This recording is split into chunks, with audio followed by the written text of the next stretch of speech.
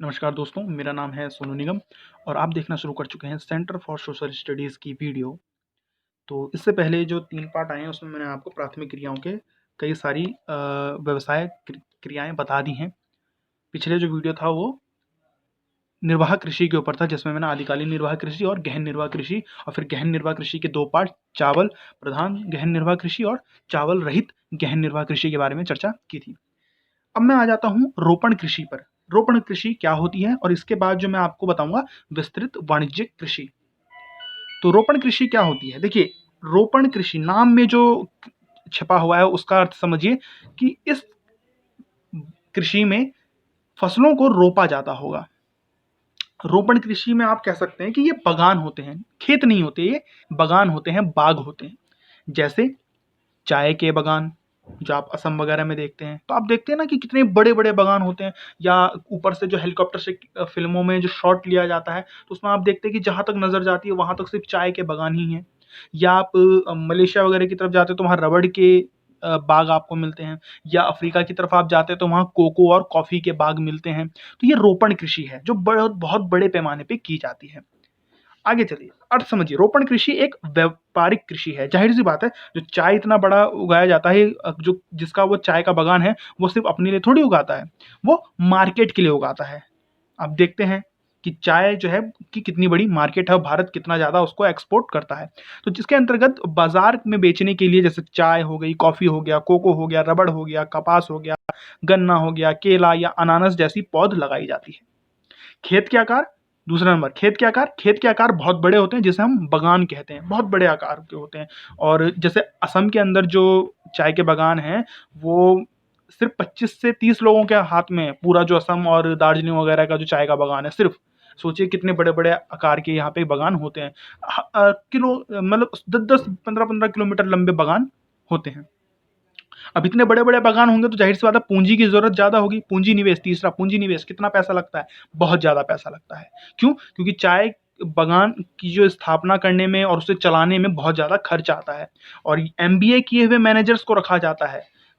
बागान की देखभाल करने के लिए, मेंटेनेंस के लिए, मैनेजिंग के लिए एमबीए किए हुए मैनेजर्स को रखा जाता है, क्योंकि उनके अंदर वो उसकी मार्केटिंग आती है वगैरह-वगैरह करना पड़ता है, इसीलिए इसमें ज़्यादा खर्च आता है।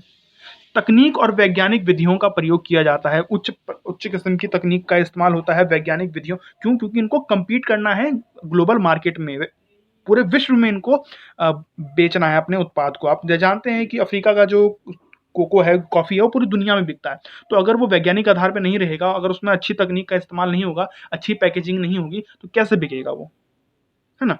एक 5वां नंबर, एक फसली कृषि होती है। एक फसली कृषि का मतलब यहाँ जो एक बागान होता है उसमें एक ही प्रकार का कृषि, एक ही प्रकार की पौध लगाई जाती है। अगर चाय का बागान है तो सिर्फ चाय ही उगाया जाता है, रबड़ का बागान है तो सिर्फ रबड़ ही उगाया जाएगा, है ना? तो एक फसली, तो ये मैंने कोटेशन वाले कोमा में एक रखा है, यानी एक फसली मतलब एक ही प्रकार की कृषि की जाती है एक बागान में। श्रम, छठा नंबर श्रम, बहुत काफ़ी मात्रा में श्रम की आपने फ़िल्मों वगैरह में देखा होगा कि किस तरह से जो लेडीज़ होती हैं, वो कितनी सारी लेडीज़ मिलकर जो हैं वो हाथ से पत्तों को तोड़ती है, चाय के पत्तों को। तो जब हाथ से तोड़ा जाएगा तो ज़ाहिर-सी बात है कि ज़्यादा लोग लगेंगे। तो श्रम जो है इसमें काफ़ी ज़्यादा लगता है, आवश्यकता काफ़ी ज़्यादा होती है और स्थानीय लोग ही लेबर का काम करते हैं। परिवहन के साधन बहुत अच्छी तरह से जुड़े होते हैं बाग और बाज़ार के साथ। परिवहन के साधन क्यों? क्योंकि बड़ी मात्रा में उत्पादन होता है और बड़ी मात्रा में बेचना होता है, इसीलिए रेलवे से, एयरपोर्ट से, ट्रांसपोर्टेशन के सिस्टम से, सड़कों से अच्छी तरह से जुड़ा होता है। अब जैसे मान लीजिए गन्ने का कोई बागान है, गन्ने से चीनी बनती है। अब चीनी मिल तक ले जाने के लिए उसको अच्छा खासा ट्रांसपोर्टेशन चाहिए, वरना मान ला आपने बागान से, अपने बाग से गन्ना काटा और चीनी मिल तक पहुँचते-पहुँचते 10 दिन लग गए, तो गन्ना जो है रास्ते में ही सूख जाएगा, उससे चीनी बनेगी नहीं। तो इसलिए क्या ज़रूरी है कि अच्छा यातायात का साधन, अच्छा ट्रांसपोर्टेशन सिस्टम हो और यहाँ पर होते हैं। परिवहन के साधन सुचारू रूप से विकसित होते हैं और जो बाग होते हैं और जो बाज़ार होता है वो एक-दूसरे से काफ़ी अच्छी तरह से जुड़े हुए होते हैं। किन क्षेत्रों में की जाती है? ये जो है रोपण कृषि, आप देखें कि ये कृषि यूरोप और अमेरिका के लोगों ने अपने अधीन, जो उनके अधीन यानी कि जहाँ पे उन्होंने राज किया, जहाँ वो उपनिवेश स्थापित किए थे, वहाँ उन्होंने ये लगाया था। अब ये कई जगह उन्होंने अलग-अलग किया, जैसे कि भारत में आप देखेंगे तो उन्होंने चाय की पौध लगाई, है ना? तो अगर मैं आपको एक-एक करके बताऊँ तो जैसे फ्रांस के लोगों ने जो है अफ्रीका में कोको की पौध लगाई थी, है ना? वहाँ कोको कॉफ़ी की पौध लगाई। ब्रिटेन के लोगों ने भारत और श्रीलंका में चाय के कई सारे बागान लगाए, जो आप देखते हैं, चाहे वो दार्जिलिंग हो, चाहे वो असम वगैरह हो। मलेशिया में उन्होंने रबड़ के बाग लगाए और इस तरह से उन्होंने, और बाकी अगर आप स्पेन और अमेरिका के पास ही तो नारियल और गन्ने के पौधे लगाए थे फिलीपींस में। इंडोनेशिया में एक समय में डच लोगों ने गन्ने लगाए थे। बहुत सारे मैंने यहाँ लिखे नहीं है, जैसे ब्राज़ील में जो है कोको की बहुत सारी पौध है। अच्छा, ब्राज़ील में कोको के जो बागान हैं उन्हें फ़ेज़ेंडा कहा जाता है। आप इसे समझ लीजिए, और ये अभी तक जो है यूरोप के लोगों के नियंत्रण में है।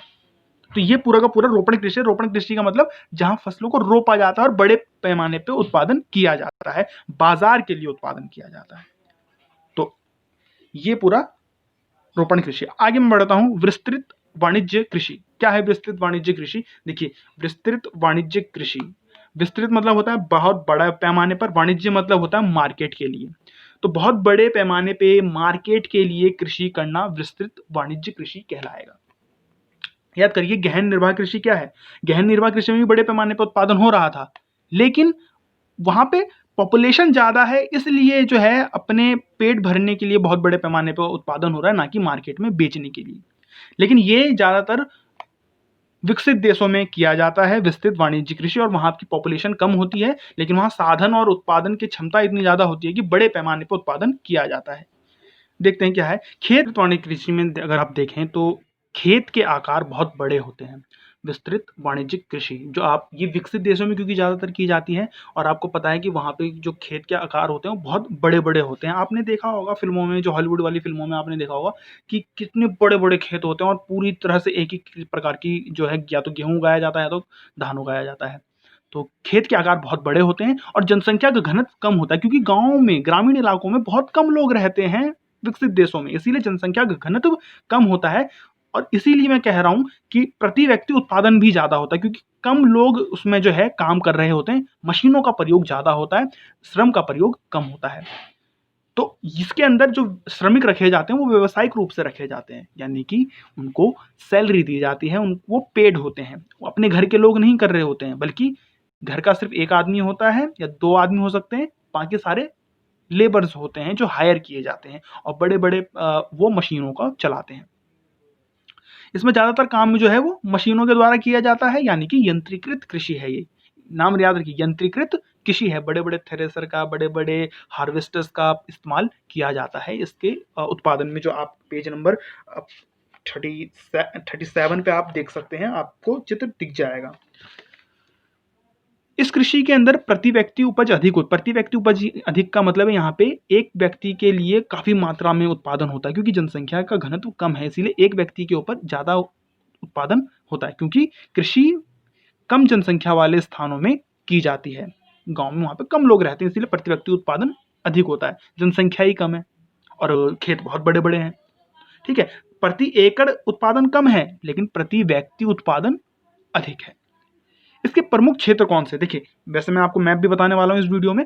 इसके प्रमुख क्षेत्र यूरेशिया के स्टेपीज, यूरेशिया जो यूरोप और एशिया का, जो मैंने आपको पहले भी कई बार मैप में बता रखा है, अब याद हो जाना चाहिए, अब तक की वीडियोस तक आते आते तो आपको याद हो जाना चाहिए यूरेशिया क्या है। यूरोप और एशिया को मिक्स करके जो बीच का एरिया बनता है वो स्टेपीज, वहां पे स्टेपीज का मैदान है। उत्तरी अमेरिका में प्रेरीज का मैदान है, जिसे गेहूं का कटोरा भी कहा जाता है। ऑस्ट्रेलिया के मैदान को डाउन्स कहते हैं, जहां पे ये विस्तृत कृषि की जाती है, और न्यूजीलैंड का मैदान जहां पे विस्तृत वाणिज्य कृषि की जाती है, उसे कैंटरबरी कहते हैं। प्रमुख फसल कौन कौन सी है? तो गेहूं है प्रमुख फसल। गेहूं का बड़ी मात्रा में उत्पादन होता है। उत्तरी अमेरिका के प्रेरीज के मैदान में तो केवल और केवल गेहूं का ही उत्पादन होता है, और उसे गेहूं का कटोरा कहते हैं। इसके अलावा मक्के का उत्पादन किया जाता है, पूरे दुनिया में इस मक्के का उत्पादन किया जाता है विस्तृत वाणिज्य कृषि में। और जौ, राई और जाई जो जिसे कहते हैं, ये पूरा का पूरा आपका विस्तृत वाणिज्यिक कृषि हो गया। अब मैं आपको उसमें बता देता हूँ, मैप बता देता हूँ। तो ये मैप आप देख लीजिए, मैंने इसको कलर से शेड कर रखा है। आप यहाँ पे अपने मैप में इसी तरह से शेड करेंगे और वहाँ पे नाम लिखेंगे कि कौन सा मैदान कहाँ है। तो सबसे पहले देखिए, ये ग्रीन वाला, उत्तरी अमेरिका में ग्रीन वाला। तो ग्रीन वाला जो है ये उत्तरी अमेरिका में, मैंने आपको पहले बताया उत्तरी अमेरिका के मैदान को क्या कहते हैं, प्रेरीज कहते हैं। उत्तरी अमेरिका के मैदान को प्रेरीज कहते हैं। नीचे देखिए दक्षिणी अमेरिका में ये जो रेड कलर से मैंने शेड किया हुआ है ये अर्जेंटीना का है और अर्जेंटीना के मैदान को पंपास कहते हैं। पंपाज। इसके अलावा ये अफ्रीका के जो नीचे है जो मैंने ऑरेंज कलर से किया है ये दक्षिण अफ्रीका है और दक्षिण अफ्रीका के मैदान को वेल्डस कहते हैं। आगे आ जाइए ऑस्ट्रेलिया, जो ये जो येलो कलर का आपको शेड दिख रहा है ये ऑस्ट्रेलिया का मैदान है और ऑस्ट्रेलिया के मैदान को डाउन्स कहा जाता है। जो डाउन्स का मैदान है वहां पे विस्तृत वाणिज्यिक कृषि की जाती है। आगे चलेंगे थोड़ा सा, तो ये जो ब्लू कलर का मैंने टिक लगाया हुआ है ये न्यूजीलैंड है। न्यूजीलैंड क्योंकि बहुत कम एरिया है तो दिखेगा नहीं आपको, लेकिन वहाँ पे न्यूजीलैंड, और न्यूजीलैंड को अगर आप शेड करेंगे तो न्यूजीलैंड के अंदर जो मैदान है उसे कैंटरबरी कहते हैं जहाँ पे विस्तृत वाणिज्यिक कृषि की जाती है। और ऊपर आप देखिए ये बैंगनी कलर का, ये जो यूरोप और एशिया के बीच का जो क्षेत्र है ये वाला जो मैंने बैंगनी कलर से शेड किया हुआ है यही है स्टेपीज का मैदान। तो ये पूरा का पूरा आपका मैप हो गया। आप उम्मीद है आपने अपने मैप में भर लिया होगा और इसी तरह से आपको आंसर भी लगाना है अपने पेपर्स में। तो मैं उम्मीद करता हूं कि वीडियो आपके लिए लाभदायक होगी और जिस तरह से मैं पॉइंट्स बना के आपको बताता हूं उसी तरह से आप आंसर में पॉइंट्स बना के अगर लिखेंगे तो किसी एग्जामिनर की मजाल नहीं है कि आपका आधा नंबर भी काटे। तो वीडियो देखने के लिए धन्यवाद। वीडियो पसंद आए तो लाइक करें, चैनल को सब्सक्राइब करें। धन्यवाद।